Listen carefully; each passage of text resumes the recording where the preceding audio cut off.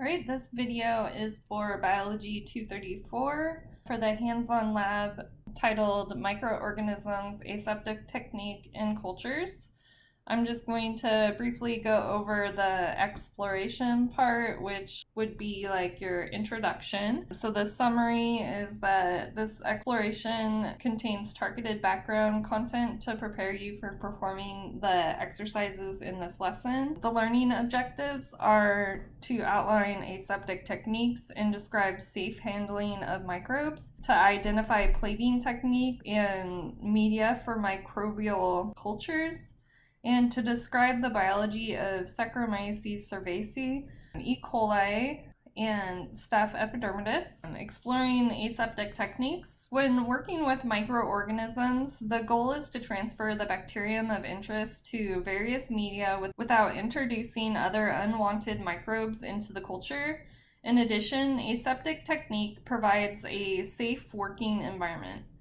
Aseptic techniques are the techniques needed to prevent the accidental or inadvertent spread of microorganisms beyond the intended working environment.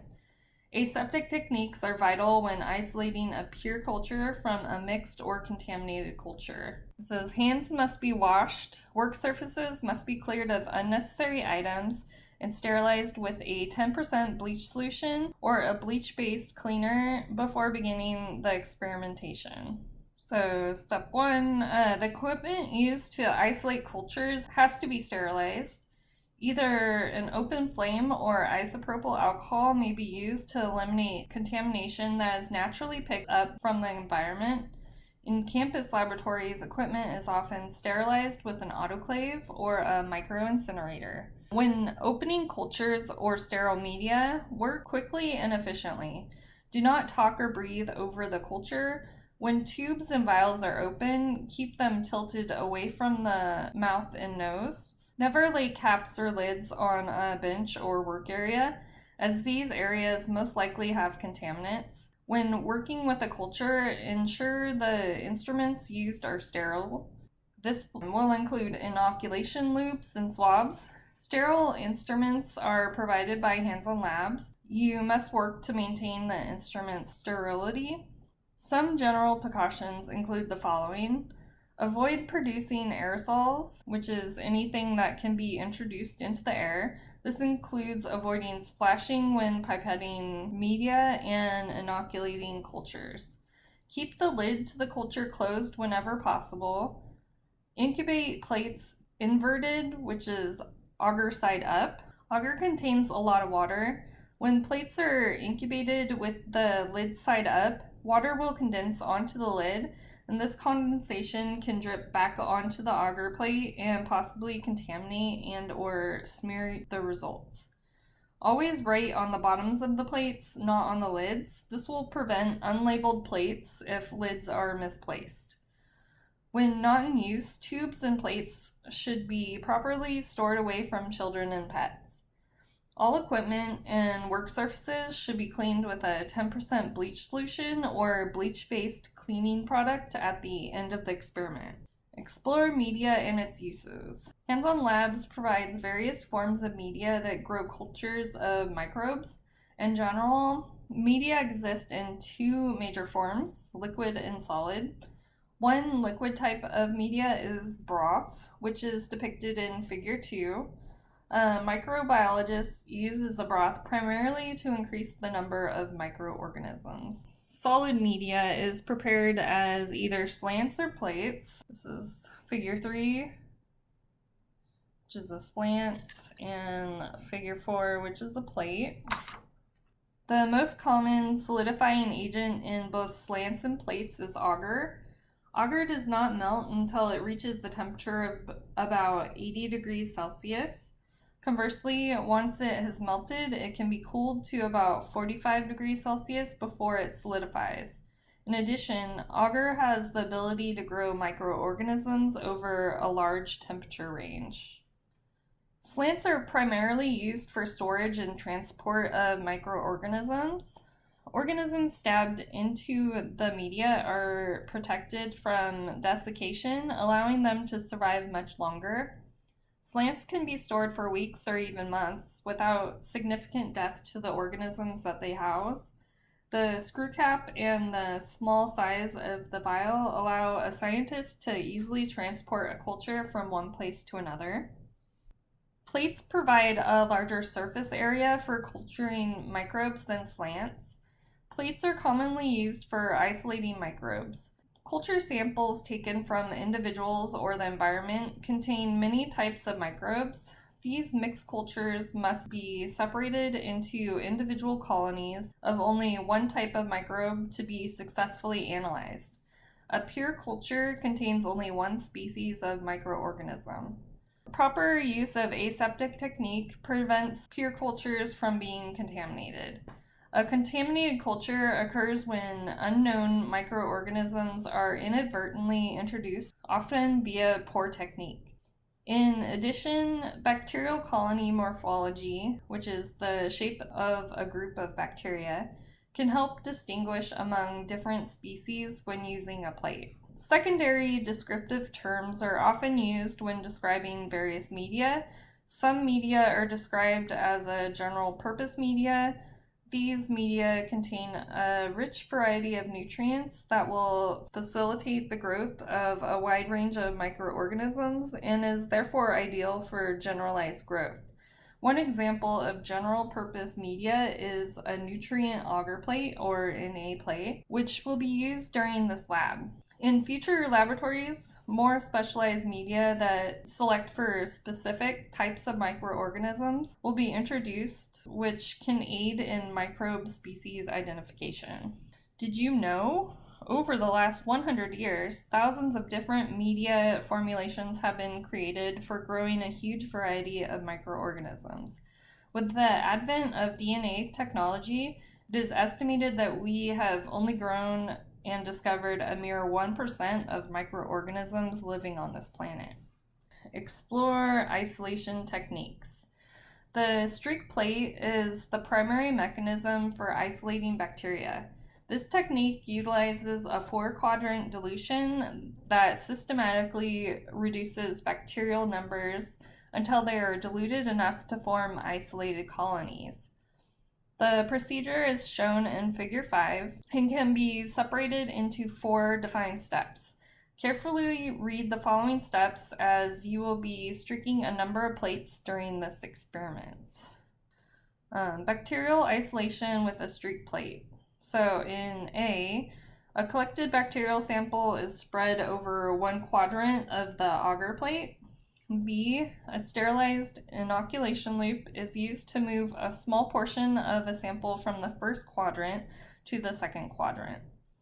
And then C, a small portion of the second quadrant is then moved into the third quadrant. And then D, a small portion from the third quadrant is moved to the fourth quadrant. And between each one of these steps, you will have to sterilize your equipment. A bacterial sample must be collected. The bacterial sample may be collected by rubbing a sterile cotton swab over a test area, such as an elevator button or a place on the human body. Alternatively, the bacterial sample may be obtained from a previous culture.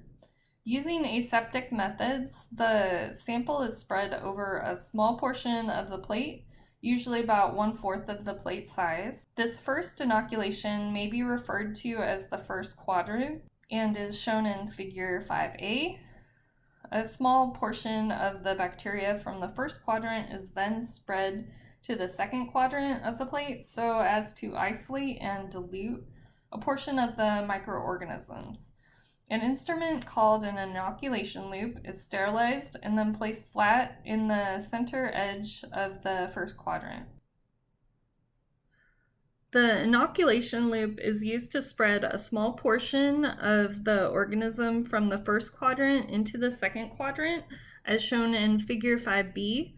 Notice in the figure that it is only necessary to move into the first quadrant a few times. The second quadrant is created with a small amount of sample that is pulled out from the first quadrant. It is recommended that you work from the middle of the plate each time to maximize the amount of surface area used. Using the complete plate will optimize the dilution effect. The microorganisms are again spread using the inoculation loop. After sterilizing, the loop is used again to spread a portion of the sample from quadrant 2 into a new third quadrant of the plate. Again, it is recommended that you work from the middle of the plate to cover as much surface area as possible. See figure 5C. The microorganisms are spread into the final quadrant using the sterilized inoculation loop. Care must be taken to avoid accidentally coming into contact with other previously formed quadrants. If the loop accidentally comes into contact with the first and second quadrants, the dilution is lost. See figure 6 for an example of colonies growing on a streak plate. So this is figure 6. And so now we'll discuss morphology.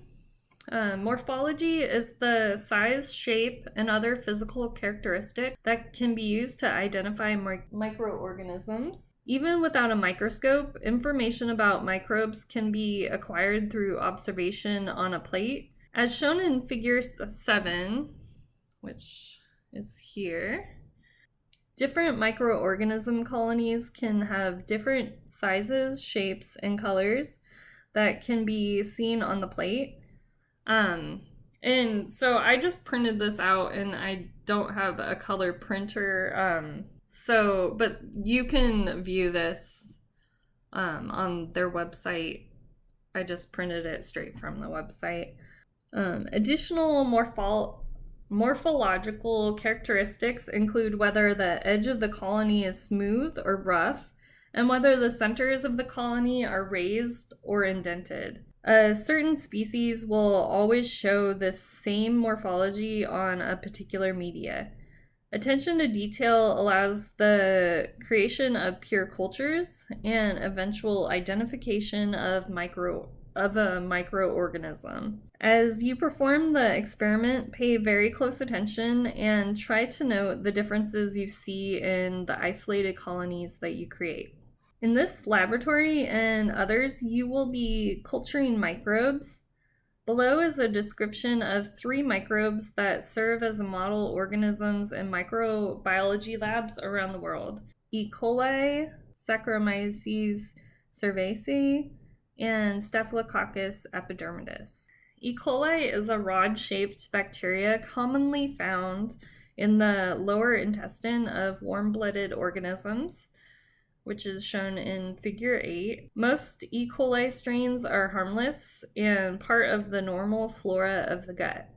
E. coli was one of the first organisms to have its genome sequenced and is a model organism for studies involving bacterial conjugation, genetics, and evolution. Saccharomyces cerevisiae, also known as baker's yeast, is an ovoid single-celled fungi found on ripe fruits in nature, which is shown in figure 9. S. cerevisiae is harmless to most humans, but has been shown to irritate the digestive system of individuals suffering from Crohn's disease and ulcerative colitis. S. cerevisiae is one of the most intensely studied eukaryotes and serves as a model organism for studies involving fermentation, proteins, genetics, and aging. Staphylococcus epidermidis is a coccyx-shaped bacteria commonly found on the skin of humans.